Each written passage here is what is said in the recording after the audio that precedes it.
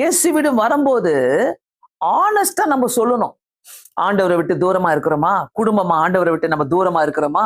ஒருவேளை தனிப்பட்ட வாழ்க்கையில ஆண்டவரை விட்டு தூரமா இருக்கிறோமா? வந்து சொல்லுங்க, "ஏசப்பா, எனக்கு எனக்கு புரியல. நான் தூரம் போயிட்டேன் உங்கள விட்டு. நான் என்ன செய்யணும்னு தெரியல. இப்ப நான் ஒரு எம்ப்டியா நின்னுட்டு இருக்கிறேன். ஒரு வெறும் கையா நின்னுட்டு இருக்கிறேன். எனக்கு ஒண்ணுமே தெரியல. ஒண்ணுமே புரியலன்னு" சொல்லிட்டு வந்து சொல்லிடுங்க ஆண்டவர்ட்ட.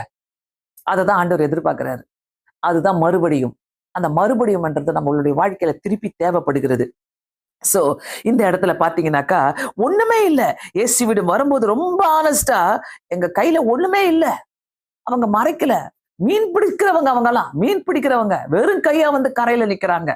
பிரியமானவர்களே, ஆண்டவரோடு கூட இருந்து விட்டு, நல்லா ஜெபம் பண்ணிவிட்டு, பைபிள வாசித்துட்டு, ஆண்டவர விட்டு விலகி போனா, வெறும் கையா தான் நிப்போம். அதுல ஒரு கருத்து மாற்றமே கிடையாது. வெறும் கையா தான் நிப்போம் கண்டிப்பாக. சோ இந்த இடத்துல ஆவியானவர் நம்மோடு கூட பேசுகிற வார்த்தையை நம்ம திட்டவெள்ளமாக கேட்க வேண்டும். ஆண்டவரே, நான் வெறும் கையா நின்னுட்டு இருக்கிறேன் ஆண்டவரே நிறைய நேரங்களில.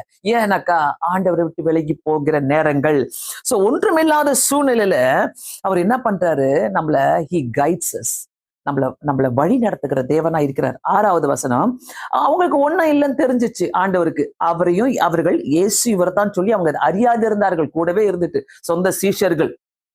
6வது வசனத்துல, அப்பொழுது அவர்கள் நீங்கள் படவுக்கு வலது புறமாய் வலையை போடுங்கள், அப்பொழுது உங்களுக்கு அகப்படும் என்றார். பாருங்க, ஆண்டவர் நீங்க ஒண்ணுமே இல்ல ஆண்டவரே, என் கையில ஒண்ணுமே இல்லைன்னு ஆனஸ்டா சொல்லும் போது ஆண்டோடைய கைடன்ஸ் எப்படி இருக்குது பாத்தீங்களா?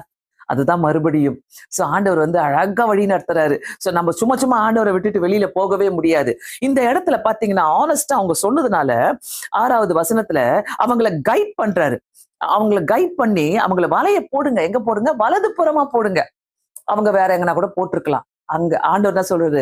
5வது அதிகாரத்துல, லூக்கா 5வது அதிகாரத்துல 5வது வசனத்துல, நீங்க வலைய போடுங்க. அவங்க சொல்றாங்க, ஐயரே, முழுதும் நாங்க பிரயாசப்பட்டு எங்களுக்கு ஒண்ணும் கிடைக்கலையே.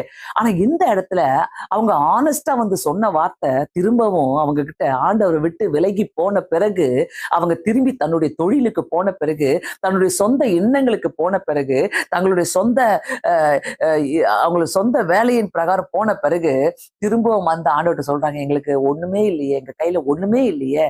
ஆண்டவர் கைட் பண்றாருங்க அங்க 6வது வசனத்துல.